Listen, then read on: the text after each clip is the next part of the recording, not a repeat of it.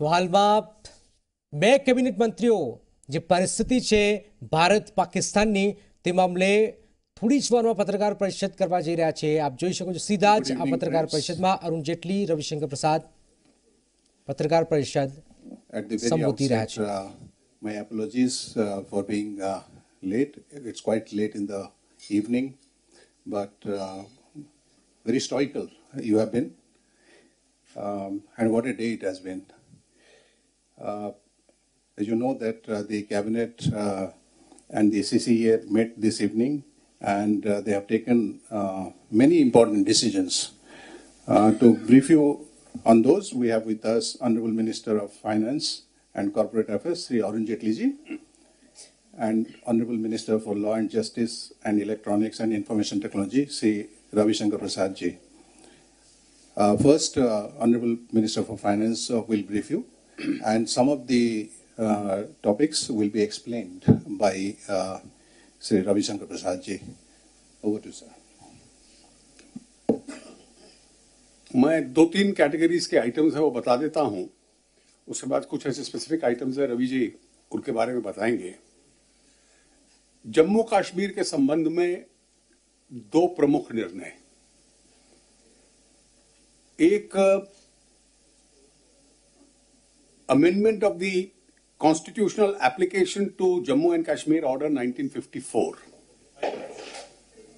और 1954, ये ऑर्डर का वो पार्ट है जो रिजर्वेशंस के साथ डील करता है,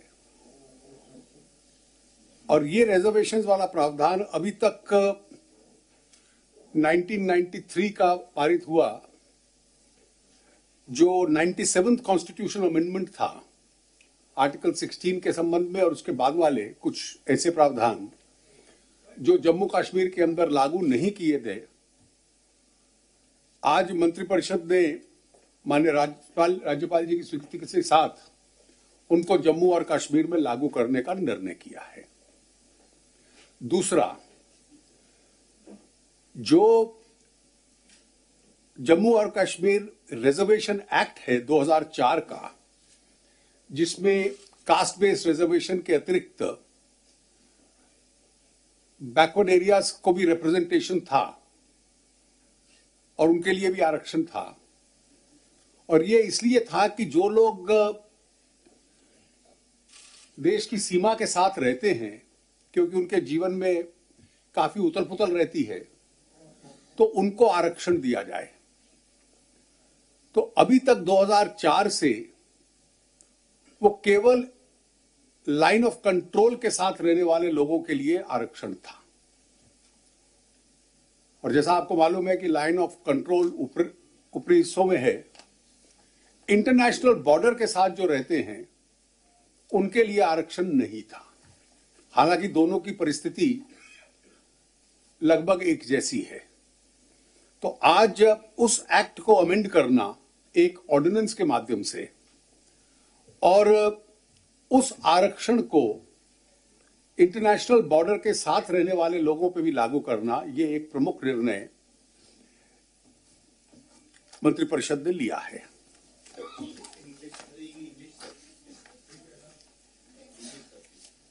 There is an important two decisions with regard to Jammu and Kashmir because of the provisioning of Article 370. All laws passed by the center, including constitutional changes, etc., have to be approved there by the assembly or the state so that they could be applied in the state. Now, provisions with regard to reservations of SC, ST, OBC, which were brought in 1993 by the 97th Amendment, have not been made applicable to the states till today. So with the consent of the governor, the same has been made applicable by amending the 1954 constitutional order. Similarly, the 10% reservation, this I did not say in Hindi, so I am reiterating it now.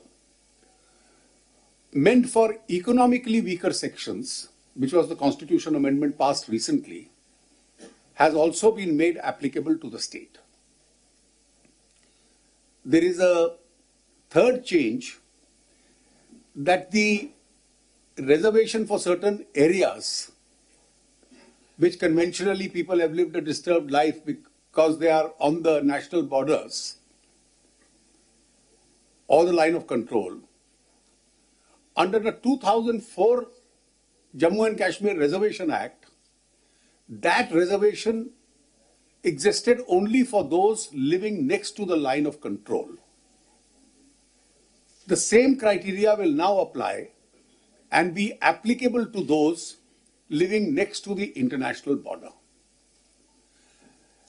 कुछ developmental projects थे जो आज clear किए गए. एक प्रमुख developmental project था कि राजकोट में एक नया ग्रीनफील्ड एयरपोर्ट, ये 1405 करोड़ की लागत से होगा. एयरपोर्ट अथॉरिटी ऑफ इंडिया इसको इनिशियली डेवलप करेगी, कॉर्पोरेट मॉडल होगा इसका, कोई स्पेशल पर्पस व्हीकल बनाएगी और इसको बाद में इसकी इक्विटी क्या हो वो एयरपोर्ट अथॉरिटी ऑफ इंडिया तय करेगी.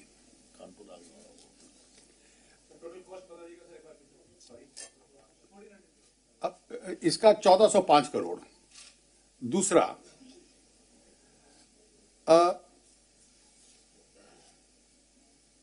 एशियन डेवलपमेंट बैंक की असिस्टेंस से नॉर्थ ईस्टर्न स्टेट्स में एक इन्वेस्टमेंट प्रोग्राम है which is called the north east road sector development scheme. इसमें part funding Asian development bank की तरफ से आ रही है और इसमें स्टेट हाईवेज और डिस्ट्रिक्ट रोड्स दोनों कवर होंगे और इसकी जो रिवाइज्ड कॉस्ट है नॉर्थ ईस्ट के लिए 433.7 किलोमीटर के लिए वो ₹2144.56 करोड़ के साथ इसको अप्रूव किया गया है. तीसरा, 4-लेनिंग ब्रिज ओवर रिवर ब्रह्मपुत्र नदी के ऊपर 4-लेन ब्रिज डुबरी और फुलबरी मेघालय के बीच में, इसकी टोटल लेंथ जो होगी वो 19.28 करोड़ होगी और ये 50 किलोमीटर की जर्नी को अब उस तरीके से ये 19.50 210 किलोमीटर को, और इसमें जो टाइमिंग सेव होगा, जो डिस्टेंस है इस ब्रिज के बनने से वो बहुत होगा. रवि जी मुझे बतला रहे हैं कि लगभग 200 किलोमीटर घट करके 19 किलोमीटर, 200 किलोमीटर का जो ट्रैवलिंग डिस्टेंस है वो घट के 19 का होगा. All India institute of medical science Manethi, इसको रेवाड़ी डिस्ट्रिक्ट में जो हरियाणा के अंदर जिसका निर्णय लिया था सरकार ने, उसको आज मंत्रिपरिषद ने अप्रूवल दे दिया 1299 करोड़ रुपए की लागत के साथ. उसी प्रकार से दिल्ली में जो all India institute of medical science है, इसको वर्ल्ड क्लास यूनिवर्सिटी बनाने की दृष्टि से इसका एक रीडेवलपमेंट प्लान, और उस रीडेवलपमेंट प्लान में जितनी भी लैंड फैसिलिटी यहां पर है वो मेडिकल सर्विसेज के लिए और एजुकेशनल सेंटर के लिए इस्तेमाल हो और उसका ऑप्टिमम यूटिलाइजेशन हो. उस मास्टर प्लान को एक इन प्रिंसिपल अप्रूवल आज मंत्रिपरिषद ने दिया और इसके जो खर्चा वगैरह है ये आपको मिनिस्ट्री का भी प्रेस रिलीज मिल जाएगा कि कितना इसमें प्रोजेक्ट पे खर्चा होगा, ताकि जितने पेशेंट्स को एम्स, क्योंकि प्राइमरी मेडिकल सेंटर है देश का, तो करता है ताकि उसकी पेशेंट कैपेसिटी और ऑगमेंट हो जाए. फेम फेज 2, फेज 1 यानी फेम का अर्थ है faster adoption and manufacturing of electrical vehicles. उसके लिए फेज 2 जो है, जो 2019 से 3 वर्ष के लिए 1 अप्रैल 2019 से होगा, 10,000 करोड़ के रुपए की लागत के साथ इसको आज मंत्रिपरिषद ने अप्रूवल दे दिया है. एयर इंडिया और उसकी सब्सिडरीज और उसके जो बाकी एसेट्स हैं उसके लिए एक स्पेशल पर्पस व्हीकल की अपॉइंटमेंट के लिए भी आज उसकी इनकॉर्पोरेशन के लिए इसको नियुक्ति दे दी गई है। एक विषय जो રાજકોટમાં ગ્રીનફિલ્ડ એરપોર્ટ બનશે આ એક મહત્વપૂર્ણ નિર્ણય કેબિનેટમાં લેવાયો છે. નમસ્કાર.